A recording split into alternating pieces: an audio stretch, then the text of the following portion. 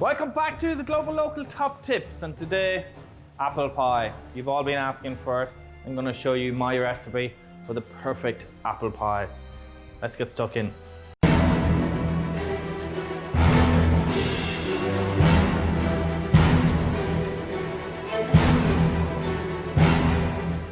Alright, to get us started here we need a short crust pastry. I'm going to show you a really simple, quick short crust pastry, but it's going to be really good. So I've got 600 grams of plain flour in here. You can use strong flour if you wish. And I've got 250 grams of butter. I'm just going to basically break that up in there. Now you can do this in a food processor if you wish, or a mixer, but for such a small amount, it's just as easy just to do it by hand. And so you're just rubbing that butter in there till you get that crumble effect. And this won't take long. Just make sure the butter is relatively soft.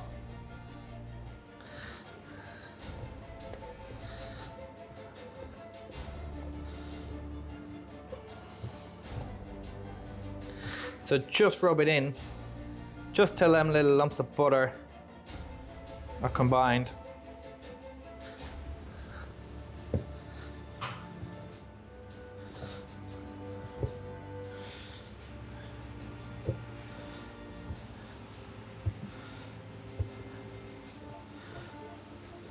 It's a really good recipe to know, as it can be used in so many different things. A basic short crust pastry. It's also very good in sweet or savoury, so it's quite adaptable.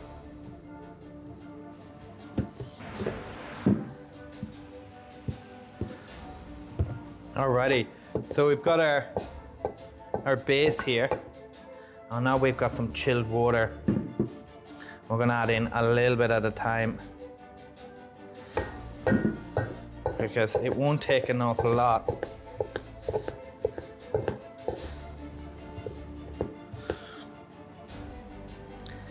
Six big teaspoons if you want to measure it out. And you're just going to work a little bit at it here.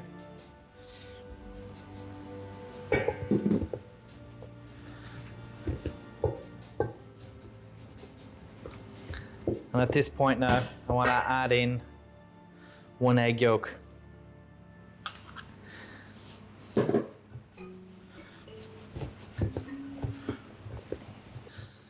So get your fingers in there and just swirl it around with the tips of your fingers, and it'll just incorporate all them loose little bits. You want it to kind of, you don't want to force it to come together. You don't want to start kneading it just yet. You just want it to kind of do it as the wetter parts start going around the bowl. It picks up the drier bits, because if we start kneading it in there together, what you're going to get is this really dry, crumbly, tough pastry.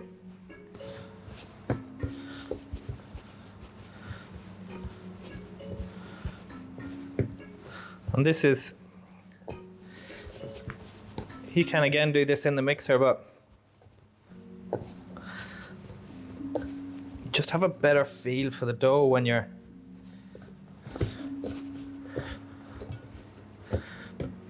you've got your hands in there, you know. So it's just about to come together. I can feel that it's still wet enough now to take up these loose bits, so I'm just going to bring it in, and I'm kneading it basically only for the purpose of bringing it into a smooth ball, for no other reason. I'm not trying to make it stretch. I'm not trying to activate the gluten. I'm not trying to do any of that. I'm just trying to bring it into a clean bowl. Beautiful. Glad wrap in the fridge for 20 minutes. So my pastry's been resting for 20 minutes and it's ready to be rolled out. So I'm going to cut it in half. And I'm just going to bring this back into a smooth ball again.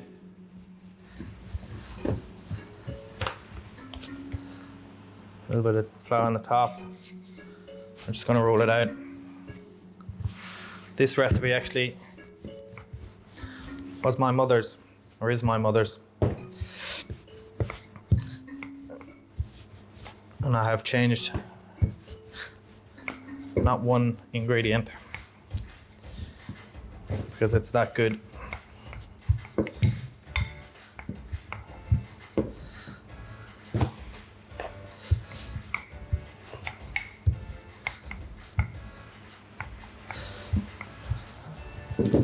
So just lifting it up, a little bit of flour, turn it around.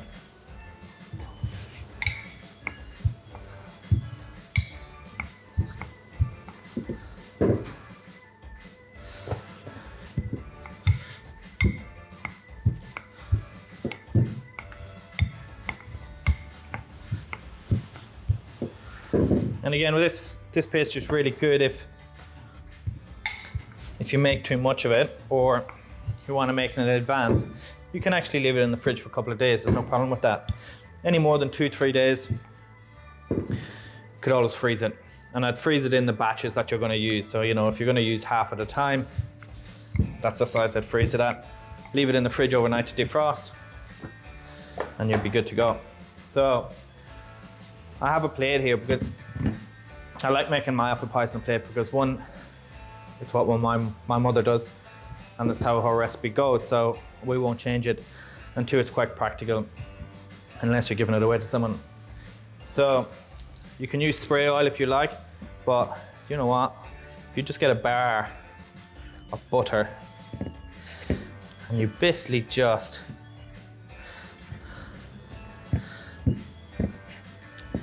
do that, basically butter the plate. A little bit agricultural it may look, but it does the job. Okay, so you fold the pastry and you put it over the top. Beautiful. And just tap it down just a little bit, and that's the one. So here I've got 5 or 6 apples, and it just depends how big your plate is, of course.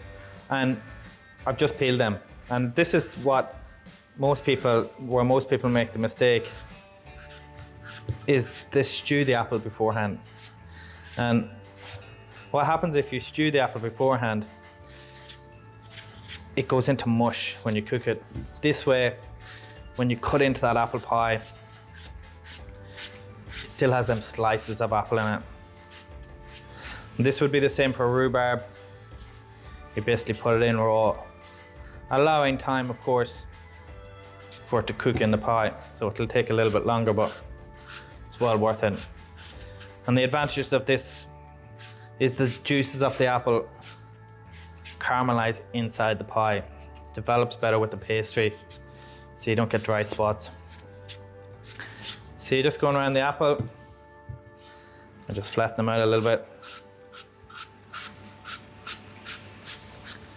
And this again is just such a basic recipe, but again, we just prove every time that it doesn't have to be complicated. So I've got my apple here, and now I want to just arrange it in such a way that every slice gets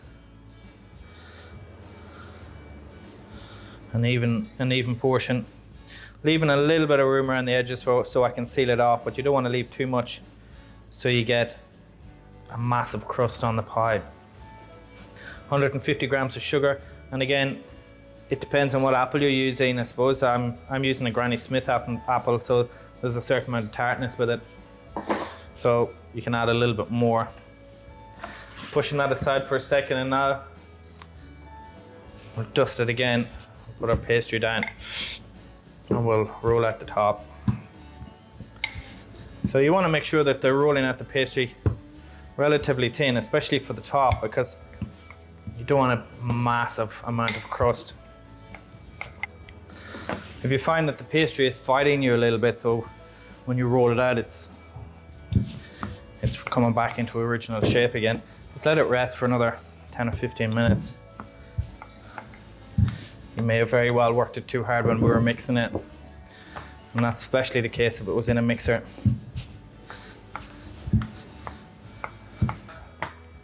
Just into a quarter and just set it aside for a second. And let's bring back this one again. Now we just want to just lightly go around the edges with some cracked egg, and that just helps form a seal between the bottom and the top of the pastry. Then basically unfold this one just on top and then just press it in.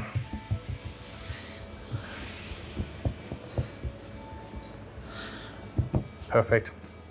Now to cut it at the side, just cut a slit in the pastry there, and then at an angle just cut around it. Just be careful not to put it into your arm, as most apprentice chefs will at some point. With that pastry, you can put it aside, you can make another pie out of it, or you can just freeze it as it is or put it in the fridge for later on. So here we've got our knife, and we're just going to press in with 2 fingers and then pull the pastry towards you with the knife. Of course, you can use a smaller knife if that's what you feel more comfortable with.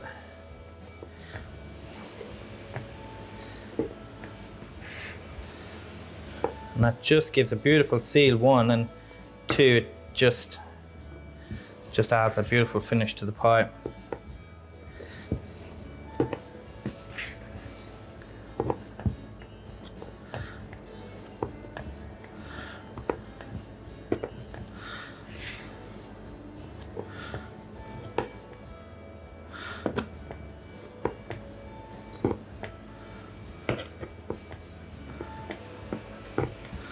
There you go. Okay, so now we cut an X in the top, and what that does, it allows some of the steam to escape. So when that apple is steaming and stewing away in there, the heat has to go somewhere, and if you don't put a hole in the top of it, it will burst out the side and you'll lose all that juice. Just pricking the top of the pastry now just adds a little bit more ventilation. And again, just be careful that you don't put that knife right through into the base so you lose all them juices. Back with the egg wash again, and just being careful not to let it drip everywhere. You want to cover all the pastry, but you don't want big drip marks on it, because they'll show quite clearly when it's cooked up, and it just isn't a good finish. Just paint it all the way around. Perfect. In the oven, 45 minutes to 1 hour, 180 Celsius. So our apple pie is just out of the oven. It's red hot. It's looking absolutely fantastic. We're just going to sprinkle it whilst it's still very hot with just a little bit of sugar, and that sticks on there and caramelizes. If you enjoy our videos and you'd like to support us in the future, please consider joining our Patreon group. There's Q&A sessions, unseen videos, and our upcoming cookbook, and much more. Well, there you have it. I hope you enjoyed the video. Please comment down below any videos you'd like to see in the future. Hit that like button, the subscribe button, and the bell icon. We'll see you soon.